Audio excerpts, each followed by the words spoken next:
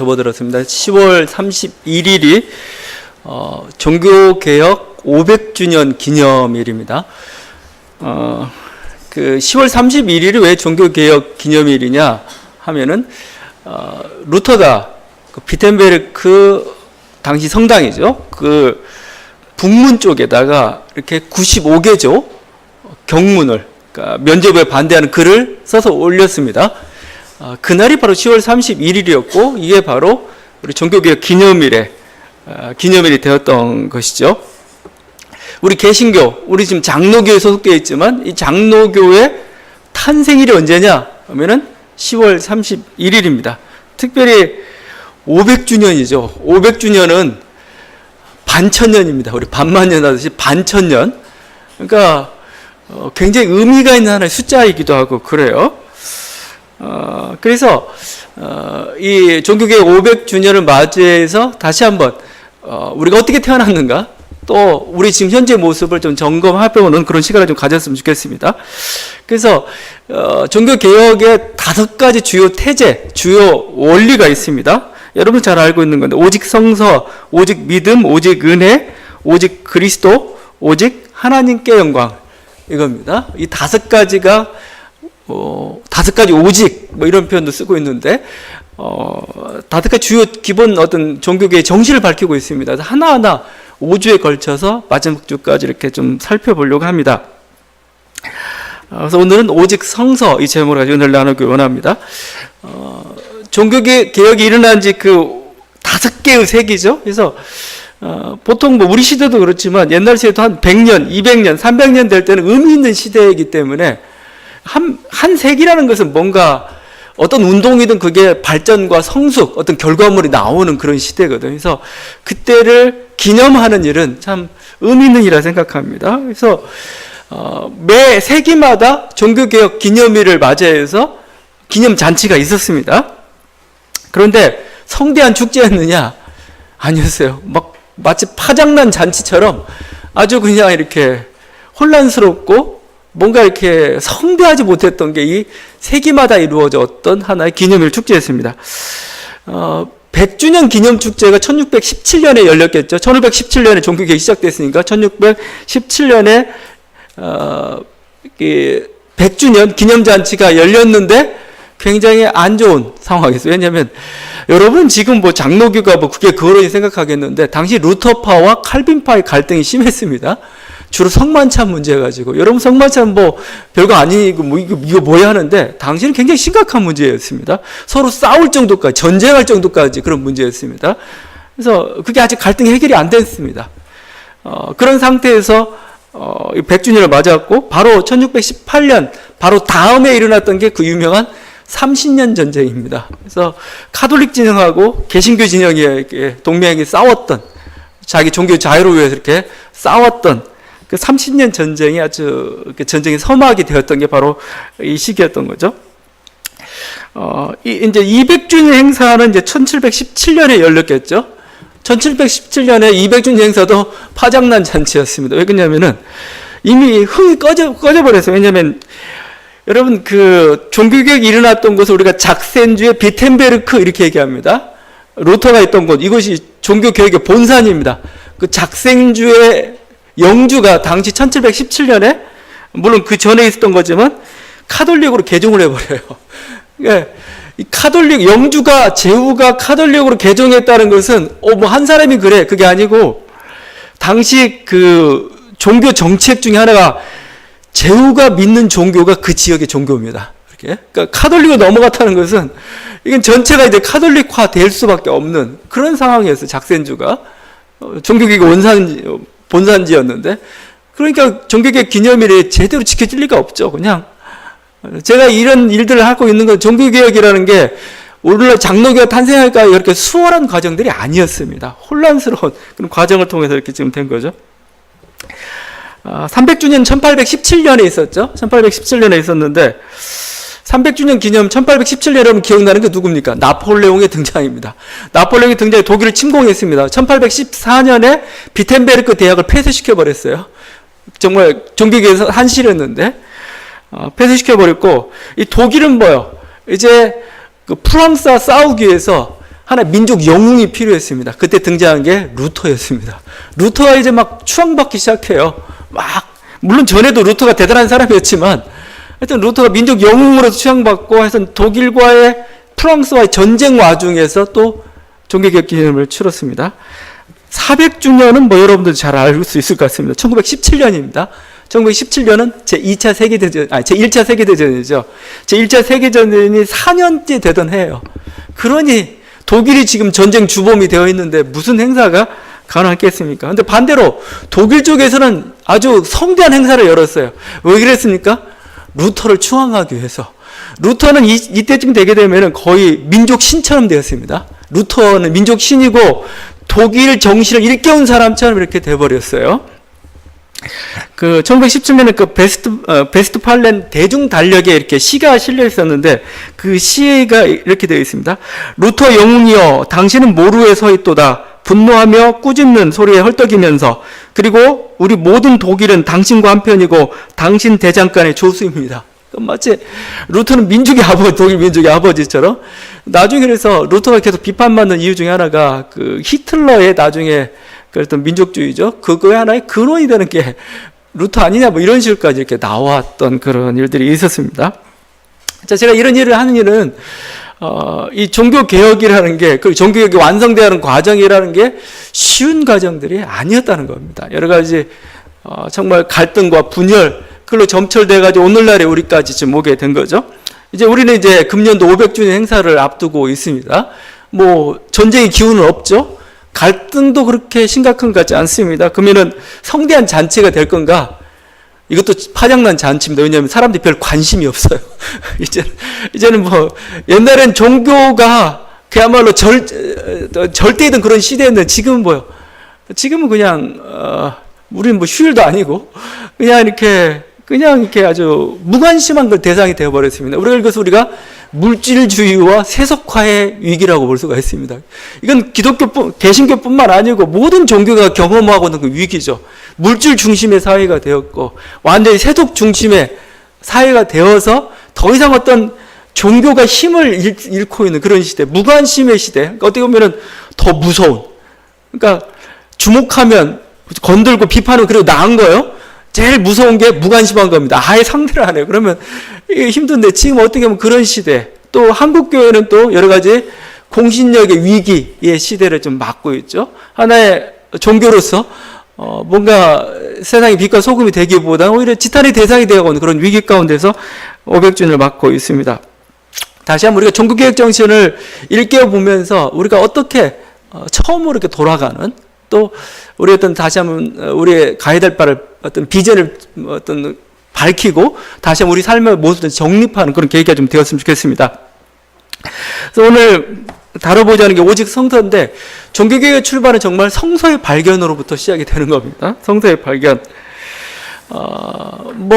루터가 성서를 읽으면서 하나님의 뜻을 깨달은 거고, 그래서 종교개혁이 된 거고, 모든 사람들은 그 당시 중세교회가 하나님의 말씀으로부터 위배됐다는 걸 성서를 읽으면서 깨달은 거죠. 성서가 어떻게 보면은 이 종교개혁을 출발시켰던 하나의 근원이었습니다.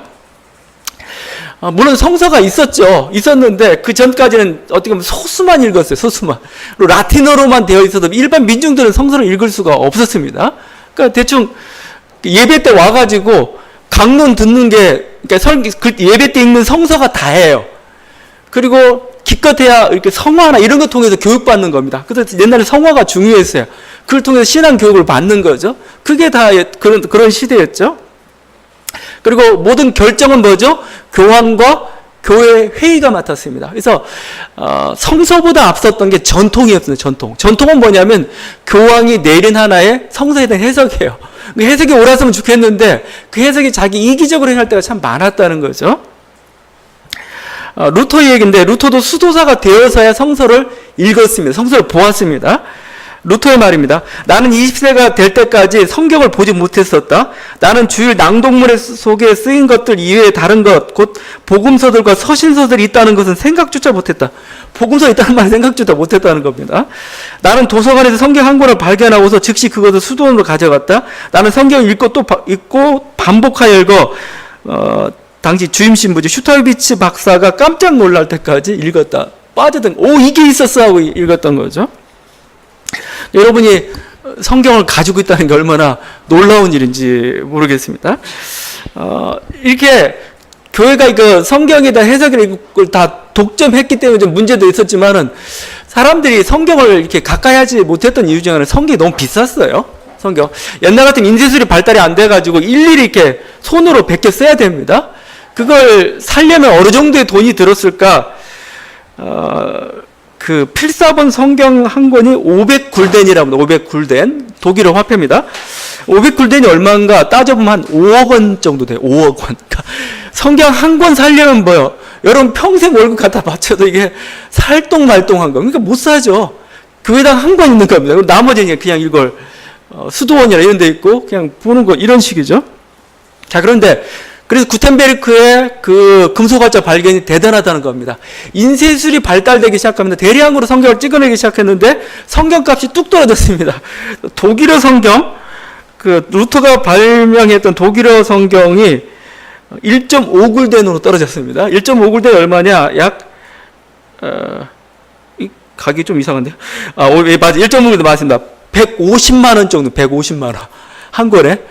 지금은 너무 지금 너무 비싸죠. 뭐 요즘 뭐 몇만 원이면 사는데 150만 원. 그래도 몇 개월치 좀 봉급 아끼면은 살 수 있는 그런 게 된 겁니다. 그래서 사람들이 성경이 이제 자기 가정에 빛이 되면서 시작하면서 이제 판단하기 시작한 거죠. 무엇이 옳은가?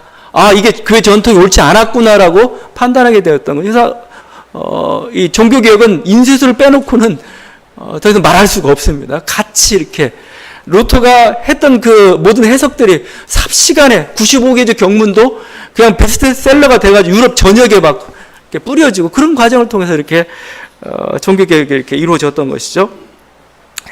그러니까 이게 오직 성서라는 게 처음으로 나올 수밖에 없는 이게 바로 종교개혁의 원동력이 되었습니다. 그러니까 당시는 카톨릭은 전통이라는 게 지배하고 있었죠. 이게 전통도 사실 여러분이 성서를 읽다 보면은 현대적인 해석이 필요할 때가 있어요. 왜냐하면 현대적으로 지침이 안 되는 게 있고 또 지금 어떻게 보면 중요한 어떤 교리로서 이렇게 삼아야 될 게 있으면 성서에 없으면 어떻게 합니까? 그걸 이제 보충하고 있는 사실은 전통입니다. 전통이 사실은 나쁜 것만 아닌데 전통이라고 했는데 이게 전통이 한 1000년 동안 쌓이다 보니까 아주 안 좋은 전통들이 생기기 시작하고 또 사람들이 어떻게 합니까? 그걸 이용하는 겁니다. 대표적으로 당시 교황이 이용을 했죠. 그게 면죄부죠, 면죄부. 교황이 이렇게 당시 그 교황청이 있었는데 교황청을 좀 안 좋으니까 새로운 교황청을 지금 우리는 바티칸에 있는 그 베드로 성당이죠. 그걸 다시 지으려고 했습니다. 돈이 모자란 겁니다. 엄청난 돈이 들어가게 되니까 그 돈이 필요했던 거죠. 그래서 돈을 얻기 위한 수단으로서 만들었던 게 면죄부입니다. 면죄부. 우리 뭐 사면부라고도 얘기하죠. 네가 면죄부를 사는 순간, 그래서 네가 네 동전이 이 연보함에 뚝 하고 떨어지면 딸랑 소리를 내는 그 순간에 너희 조상들이 뭐요? 연옥에서 바로 천국으로 날아오른다 이거죠. 뭐 무슨 죄든 뭐요? 너희가 이렇게 면죄부만 사면은 용서받을 수 있다 이거죠. 이건 정말 어떻게 보면 이익을 위해서 한 결정이었던 거죠. 오늘 말씀의 모습 그대로입니다. 오늘 말씀에서 뭐라고 합니까? 우리는 수많은 사람들처럼 하나님의 말씀 혼잡하게 하지 아니하고 곧 순결함으로 하나님께 받은 것 같이 하나님 앞에서와 그리스도 안에서 말하노라 되어 있죠. 하나님 말씀을 혼잡하게 하지 않고 당시 전통이라는 게 하나님 말씀을 혼잡하게 만들고 있어요. 하나님 말씀을 혼잡하게 해석하고 있습니다. 혼잡함이라는 게 뭐냐면은 상인들이 사기치는 걸 얘기하는 겁니다. 혼잡이라는 단어가 가지고 있는 의미가 상인들이 사기치는 걸 얘기하고 있어요. 그러니까 포도주에다 물 타는 걸 얘기합니다. 그래서 어떤 성경은 아예 포도주에다 물을 타듯이 얘기하고 표준 서본 세 번역은 이렇게 번역하고 있습니다. 이 구절을 많은 사람들은 하나님의 말씀을 팔아서 먹고 사는 장사꾼이 되었습니다. 이거죠. 자기 이익을 위해서 말씀을 먹고 그냥 이용해 먹는 그게 바로 전통이 돼버리고 만 겁니다.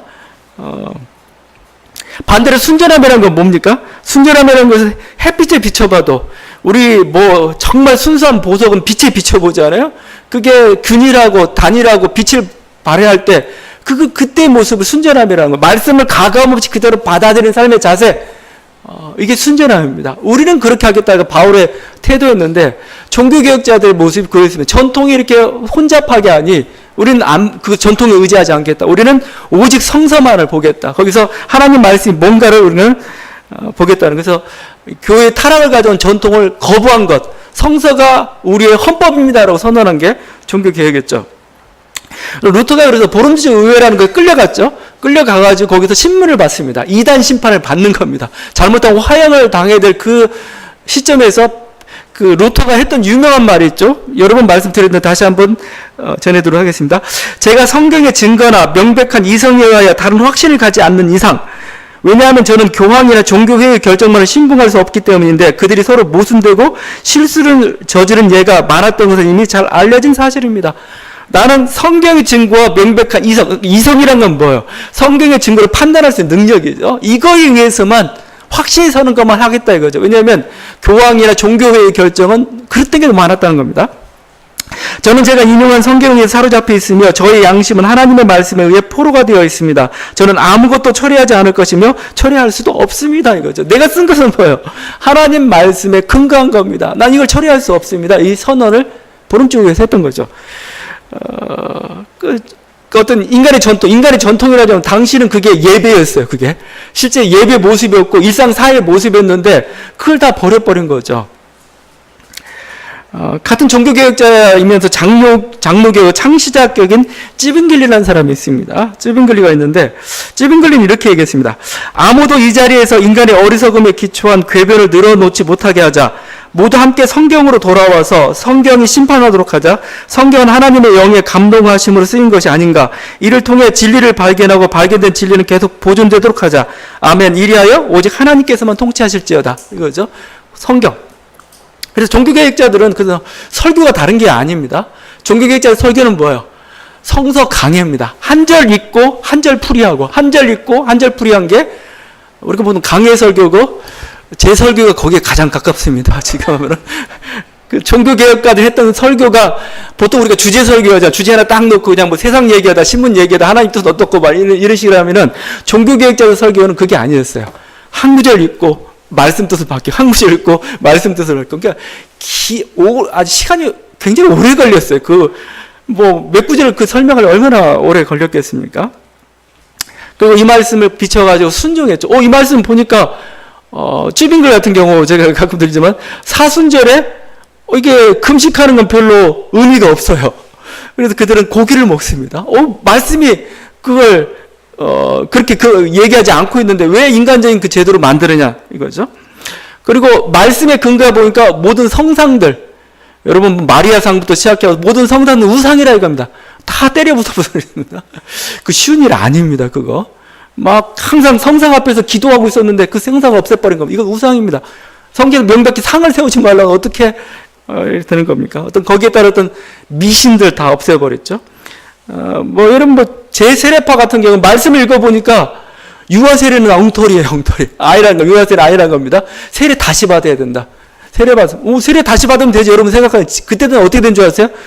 제세례파들은 전부, 죽임을 당했는데, 어떻게 죽이면 물에다 담궈버려. 니네 제세례 받았어 하면 물에다 담궈, 그래서 물속에 이제 수장시켜버렸습니다. 근데 그 위험을 무릅쓰고도 성경에서 유아세례는 성경의 뜻이 아니니까 우린 세례 받겠다 이겁니다. 종교개혁 좌파는 뭐죠? 하나님 나라, 하나님 직접 다스린 나라, 인간이 다스린 나라가 하나님 직접 다스린 나라를 그렇게 꿈꿨습니다. 종교개혁 좌파 중에서는 굉장히 말씀에 아주 급격한 순종, 그래서 산상수를 그대로 순종했던 사람들이 있습니다. 그래서 지금 아미시 교도 같은 사람들이 지금도 남아있는 유산들입니다. 그들은 뭐요? 정말 이렇게 오른편 뺨을 맞으면 왼편 뺨도 이렇게 내어놓습니다. 원수를 사랑해요. 그래서 달아나다가 자기가 군인이 자기를 쫓아오는데 보니까 군인이 지금 막 얼음에 빠져 죽어가게 생겼어요. 군인 살립니다. 군인 살리고 자기는 죽어요. 그러니까 그냥 그 말씀 그대로 원수 사랑 그대로 왜냐면 말씀이 그렇게 기록되어 있다 해서 이렇게 갔던 게. 그래서 종교개혁의 그런 모습들은 성서 말씀을 통해서 이게 중세 거의 1500년에 걸친 잘못된 그 유산들을 바꾸며 다시 말씀을 회복하고 말씀을 돌아갔던 그런 운동들을 했습니다. 한국교회는 그런 면에서 초창기 한국교회는 정말 제대로 오직 성서 정신에 입각해서 잘 수용을 했죠. 여러분 우리는 한국에 교회가 이렇게 복음이 들어올 때 보게 되면 굉장히 이렇게 뭐 학문적이라고 저는 봐야 되나요? 성서적으로 들어왔어요. 천주교도 마찬가지입니다. 천주교도 그 서양 신부가 와가지고 복음을 전도한 게 아니고 유학자들이 천주시를 연구하다가 천주교 성경을 연구하다가 신앙을 갖게 된 경우입니다. 저기 광주의 천지남이라는 곳에 가게 되면 천주교 발상지라는 곳이 있어요. 거기에 이벽이나 정약용 그 형제들이 뭐요? 천주시를 연구하던 곳입니다. 이렇게 연구하면서 기록에 의하면 뭐 정약용이 이렇게 배 타고 가면서 천주시를 읽다가 가슴 뭐 뜨거운 어떤 성령 체험을 했다 뭐 이렇게까지도 나올 정도로 이렇게 그 연구하다 그들이 신앙들을 받아들였던 거죠. 우리 개신교도 마찬가지입니다. 개신교도 뭐 1885년인가 처음에 그 뭐 아펜젤라 이런 사람들이 첫 발을 디디면서 복음이 시작된 것까지 그렇지 않습니다. 이미 만주 땅에서 성경 번역이 일어났어요. 성경 번역이 일어나 1882년도에 서상윤이나 존 노스 이런 사람들이 누가복음 전서 한글로 된 누가복음 전서를 번역을 했습니다. 복음이 시작했던 거죠. 성경을 먼저. 그래 이런 전통이 있기 때문에 우리 그 부흥회라는 게 있죠. 부흥회라는 게 정식 명칭은 부흥사경회입니다. 사경회. 사경은 뭐예요? 성경을 읽는 겁니다. 성경을 연구하고 성경을 공부하고 성경에 비춰서 잘못되면 회개하고 성경에 비춰서 자기 삶을 바꿔가는 게 부흥사경회예요. 사경회. 요즘 막 뭐 성령 체험하면서 뭔가 신비적이고 감정적으로 가고 있지만 그게 아니고 옛날 그 대부흥운동 1907년에 대부흥운동도 결국 말씀 읽고 말씀에 비춰봐가지고 회개하면서 운동이 시작됐던 거거든요. 성경 사경회였던 거죠. 한국 교회는 그 막 성경을 100독 하신 분들도 있습니다. 뭐 그런 분 많으니까 뭐 함부로 하기엔 좀 어려운 말씀이 풍성한 그런 교회입니다. 오직 성서에 근거한.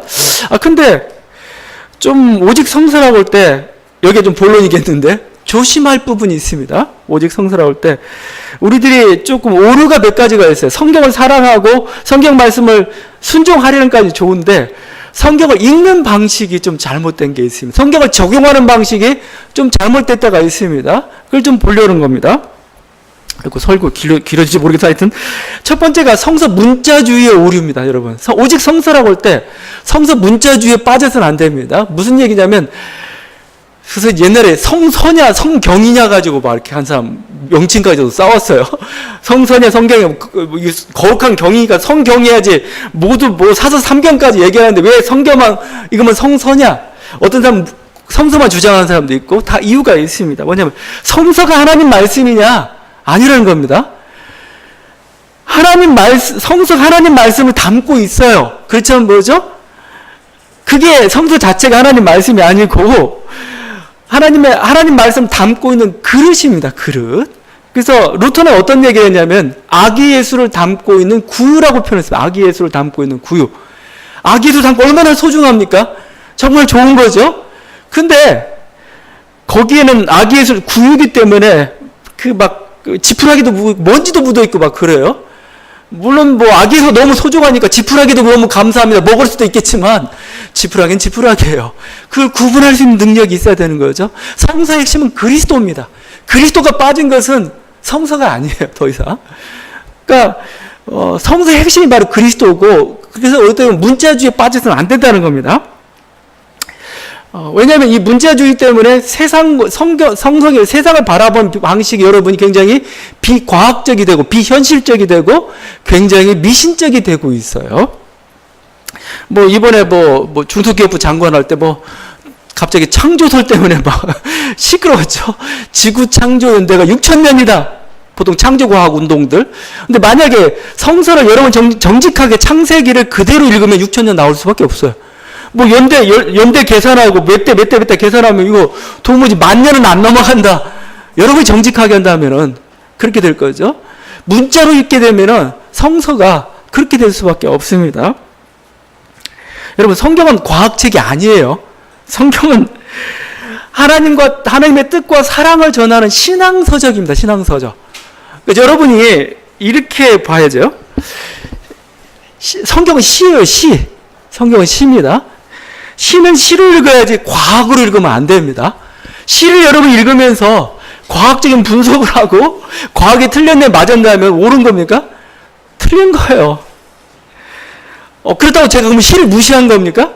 시가 힘이 없습니까? 시가? 여러분 시를 읽으면서 얼마나 언제나 울 때가 많고 막 가슴을 뛰게 만들고 막 우리 삶을 바꾸는 게 시잖아요.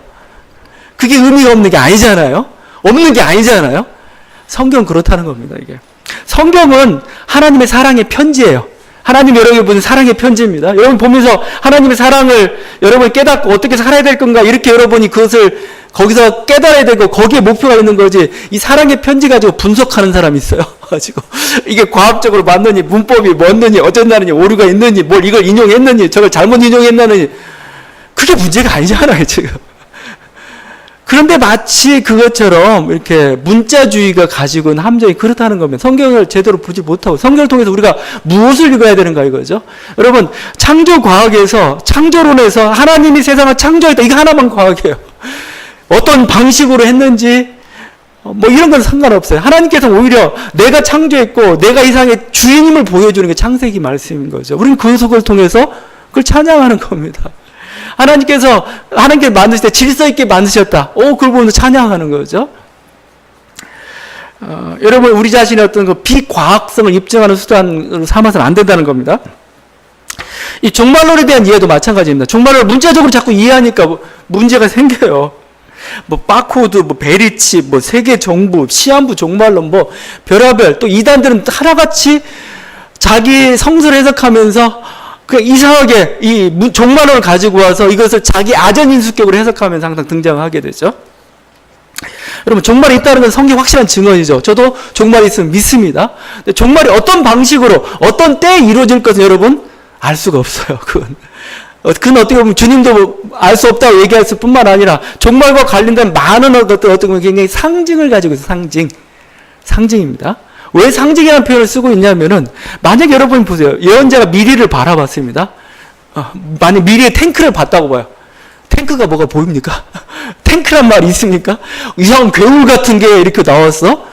그럼 그게 상징이 되는 겁니다. 우리는 이제 그 시대는 몰랐기 때문에 이렇게 얘기했다고 봐요.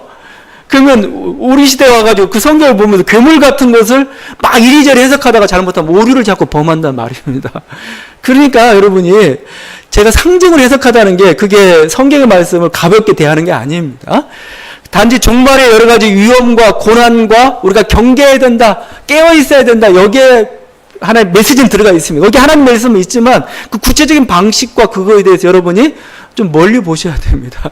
그러니까 문자 하나하나 적용시켜 보려니까 자꾸 종말론 이단들이 자꾸 생성이 되고 여러분도 결국 자꾸 현혹되어 가는 거예요. 신앙인은 현실을 현실대로 받아들일 줄 알아야 됩니다. 그렇지 않으면 그 현실 위에서 계신 하나님의 뜻, 하나님의 어떤 말씀들, 삶의 태도들을 제시하는 게 신앙인이 해야 될 거예요. 과학과 싸우는 게, 현실과 싸우는 게 우리들 모습이 아니에요. 이 현실을 가지고 하나님께서 어떻게 가길 원하시는가, 우리는 어떻게 살아야 되는가, 이 현실 속에서 하나님은 어떤 나에게 도움이 되시는가, 이게 바로 성경이 밝혀주고 있고, 여러분 이 면에서는 성경은 오류가 없습니다. 이 면에서 성경은 확실합니다. 그러나 다른 식으로 문자적으로 자꾸 가면서 세상과 단절이 되고 세상을 바라보는, 사물을 바라보는 게 너무 비현실적이 돼가고 있습니다. 미신적이 돼가고 있어요. 성경이 가지고 있는 오류 중에 하나. 여러분 참 조심해야 될 그런 부분이에요. 제가 늘 말씀, 여러분이 하나님께서 여러분을 도우시는 방법이 막 땅이 갈라지고 막 바다가 갈라지고 하늘에서 뭔가 구름이 내려오고 그런 식으로 하나님 여러분 도와주시나요? 아니잖아요. 여러분이 한 사람의 상황을 통해, 한 사람을 통해서, 상황을 통해서 여러분이 어떤 여러 가지 계기를 통해서 하나님 여러분을 도와주시잖아요. 거기서 하나님 모습을 볼 수 있어요? 못 보잖아요. 그건 사람의 모습만 보이잖아요. 하나님은 그런 방식으로 여러분을 돕고 있고, 우리 신앙이라는 게 그건 뭐예요? 그런 사람의 손을 통해서 하나님의 손을 보는 것. 그렇죠? 사람의 손이지만 저 사람의 손 배후에 하나님이 계시다고 우리가 선언하는 것. 이게 바로 신앙인 겁니다, 여러분. 성서를 좀 그렇게 현실적인 눈을 가지고 좀 볼 수 있는 저런 됐으면 좋겠습니다. 두 번째는 말씀을 혼잡하게 하고 있는데 그렇지 않아야 됩니다. 말씀 혼잡하게 하는 일을 해서는 안 되는 겁니다. 여러분이 막 그 성서에 기록된 말씀이면 다 지키고 순종하고 좋죠. 그런데 다 지키고 순종할 수가 없어요. 어떤 말씀 보게 되면 사물화된 말씀도 있습니다. 예를 들면 뭐 성전, 제사, 뭐 돌로 쳐 죽이는 거 이런 것들은 이제 안 하잖아요. 또 여러 가지 성경에서 사형으로 명령한 그 모든 것들은 이제는 사형 집행하지 않습니다. 그것들은 이미 이제 성경 말씀이 있지만 우린 적용하지 않습니다. 근데 이렇게 아직도 이제 우리가 물론 여전히 하나님 말씀이기 때문에 현대 사회도 필요한 어떤 윤리랄지 우리가 행해야 될 것들은 다 성경에 나와 있고 또 그렇게 우리가 해야 되는 거고, 현대 사회 문제가 생기면 또 성경 속에서 빛을 받아가지고 그것을 조명을 봐야 됩니다. 자, 여기서 문제가 생깁니다. 말씀을 취사 선택해요. 말씀을. 어떤 말씀은 지키고 어떤 말씀은 지키지 않아요. 물론 지키지 않아야 될 말씀도 있겠지만 그 기준이 뭐예요? 자기 이익을 쫓아서 할 때가 참 많다는 겁니다. 데이브 톰린슨이라는 그 영국 성공의 사제가 있습니다. 이 사람이 불량 크리스천이라는 그 책을 썼어요. 거기 보니까 이렇게 되어 있어요. 솔직히 지난 수세기 동안 너무나 많은 사람들이 끔찍하고 참혹한 일을 저지르는 명분으로 성서 구절을 인용했다. 신의 저주를 받은 인종이라며 1400년간 아프리카인들을 폄하하고 노예제도를 정당화하는데도 성서를 인용했다. 유럽과 북아메리카에서 수만 명의 대부분 무고한 여성들을 신의 이름으로 학살한 마녀 사냥에 정당성을 부여한 것도 성서였다. 아파르테이트 인종 분리 정책이죠. 반유대주의를 정당화하는데도 성서 구절을 인용했다. 그렇죠. 너희가 예수를 죽인 민족이다 해가지고 고난받아 있는 반유대 민족주의를 성서 구절을 통해서 했죠. 지금도 많은 지역에서 남성에 대한 여성의 복종을 강요하고 동성애자를 탄압하고 자연 환경을 착취하는 데 성서 구절을 악용하고 있다. 그러니까 여러 구절들이 있는데 자기에게 유익하고 이로운 것만 적용을 시켜요. 자기에게 불리한 건, 자기가 받아들이고 싶지 않은 것은 적용을 시키지 않아요. 결국 그것을 결정하는 게 누구냐 이거예요. 인간이라는 거죠. 인간이 자신 이익을 방향. 그래서 마치 오늘 말씀을 혼잡하게라고 제가 얘기했잖아요. 말씀 혼잡하게 한다는 게 말씀 뭐 복잡하게 한다 이런 뜻만이 아니라고 그랬죠. 말씀을 이용해 먹는 겁니다. 말씀을 통해서 뭐 장사치에 자기의 또 이익의 수단으로 삼는 것, 이게 말씀을 혼잡하게 하는 건데 사실 말씀을 취사 선택하는 게 말씀을 혼잡스럽게 만들고 있죠. 성경 읽으면서 내 이익에 유리한 방향대로 이렇게 하는 것, 이건 우리도 마찬가지입니다. 여러분도 성경 읽을 때 복과 관련된 구절만 참 좋아하지 않습니까? 막 복은 줄을 빡빡 치고, 설교자들도 복에 대해서는 막 아주 그냥 얘기하고, 근데 성경 한번 읽어보세요. 성경에 고난도 있죠. 성경에 어떤 가난에 대한 얘기도 있죠. 거룩에 대한 얘기도 있죠. 버리라는 말도 많고, 나를 따르라는 말은 더 많고, 막 이런 데 보죠. 우리는 그냥 싹 조금 가볍게 취급하고, 오히려 그냥 복만 잘 된다, 이렇게 하면 잘 된다. 이걸 좋아하고, 이걸 또 선포하고, 이것도 취사 선택이죠. 왜 그러겠어요? 여러분은 그걸 통해서 자기 가정의 이익이, 또 저는 뭐죠? 교회가 그러면서 성도들이 이익을 받아서 헌금을 많이 하게 되는 교회의 이익이 전부 뭔가 이렇게 말씀 혼잡하게 하는 그 일이죠. 여러분 이게 그래서 이전에 뭐 순복음교회 조금 비판하면서 삼박자 축복을 비판한 적이 있습니다. 영혼이 잘 되고 육신이 잘 되고 뭐 범사가 잘 되고 뭐 그거예요. 왜 삼박자 축복이 좋은 거죠? 왜 비판했겠어요? 막 비판한 이유가 말씀을 한쪽으로 취사 선택하기 때문에 그렇죠. 또 취사 선택할 우려가 많아요. 왜? 그게 좋으니까. 복 싫어하는 사람 어디 있어요? 다 복 좋아하죠. 옛날에 청불론, 청빈론 논쟁이 있었습니다. 청불론은 뭐죠? 내가 영향력의 위치에 가가지고 좋은 일 하자. 성서대로 살자 이거죠. 다 좋은 거죠. 이게 성도대로 거기 있는 거 좋은 거잖아요. 근데 사람들은 뭐죠? 그러면서 청비는 싫어하죠, 이제. 그러니까 이게 자기 이익대로 이렇게 받아들이고 하다 보니까 이렇게 되는 겁니다. 그게 대표적으로 나타난 게 뭐냐면 이번에 한국교회연합에 낸 성명서였어요. 막 긴급 성명해가지고 냈는데 딱 두 가지입니다. 세금은 안 내겠다. 두 번째 동성애는 죄다였어요. 세금 내라는 것도 성경에 쓰여 있고 동성애도 죄라는 것도 성경에 쓰여 있습니다. 근데 하나는 안 지키겠고 하나는 지키겠다는 거예요. 이게 뭐예요, 결국은? 자기 이익이죠. 세금 내는 건 내 이익에 위배가 돼. 안 지키다. 이게 말씀을 혼잡하게 하는 거고, 여러분이 성경을 사랑하지만 정말 내가 정말 성경을 정말 사랑하는지, 하나님 말씀 앞에 제대로 순종하고 있는지 우리 자신을 한번 돌이켜 봐야 됩니다. 우리가 취사 선택하면서 이렇게 성경을 사랑하는 그 민족이지만 뭐예요? 오히려 도덕적 어떤 공신력들은 땅에 떨어지고 많은 봉사를 하고 있지만 윤리면에서는 계속 지탄의 대상이 되고 있는 우리 교회, 또 우리 자신들이 되고 있지 않나 그런 생각인 거죠. 마지막으로 우리가 볼 게 그래서 개신교 전통에 대한 존중입니다. 제가 이 중세교회가 전통 말고 성서를 택하면서 시작이 됐다고 제게 말씀을 드렸죠. 근데 이 성서, 근데 여러분 이게 이 성서라는 게 저는 이제 개신교를 생각하면 개신교가 분열이 많죠. 분열이 많은 이유 중에 하나가 전통을 무시했기 때문에 그렇습니다. 전통이란 게 결국 뭐예요? 성서를 해석하는 방식입니다. 성서를 어떻게 해석하냐, 이거. 성서를 어떻게 적용시키느냐. 이게 전통이 사실은 이게, 보세요. 보통 하나님 말씀을 뭐 이렇게 분명히 남성 우월적인 그런 말씀도 있습니다. 그렇지만 또 남자 여자 차별이 없다는 그런 말씀도 있습니다. 그러면 이 성경 말씀은 이런 백과사전과 같고 하나의 도성과 같은 여러 가지 하나님 뜻들이 시대를 말씀하는 하나님 뜻이 있습니다. 그 중에 취사 선택을 해야 될 거 아니에요. 그 중에 말씀을 적용시켜야 될 거 아닙니까? 근데 그 속에서 적용시키는 게 전통이에요, 사실은 전통. 우리 시대는 뭐예요? 더 이상 남녀 차별로 가서는 안 된다. 원래 하나님의 뜻은 남녀 차별이 아니었다. 피치 못해서 가부장적 시대에 남성 위주의 정책을 그냥 용납을 했지만 지금은 아니다. 옛날 같으면 노예와 종의 제도를 그냥 피치 못해서 인정을 했지만 지금은 아니다. 지금은 차별이 없다. 신분 없는 그런 어떤 평등이 하나님께서 원하시는 그림이다. 이게 해석이잖아요, 해석. 이걸 누가 해요? 교회가 하는 겁니다. 그래서 하나도 개신교라는 것도 전통이라는 게 생길 수밖에 없습니다. 근데 우리는 성서가 대작이 되다 보니까 성서 해석도 자기 나름대로 합니다. 그래서 계속 눈이 맞으면 되지만 자기가 성서를 읽다가 은혜를 받으면 교단이 하나가 탄생해요. 야, 내가 은혜 받았다. 안식교 같은 데는 그냥 넷째 개념, 안식일을 거룩하게 하라고 십계명에서 불처럼 반짝반짝 해가지고 자기 이 계시를 받아가지고 이게 하나님 뜻이다 해가지고 그냥 물론 이 단어 정제됐지만 그래도 자기가 받은 은혜 가지고 교단이 하나.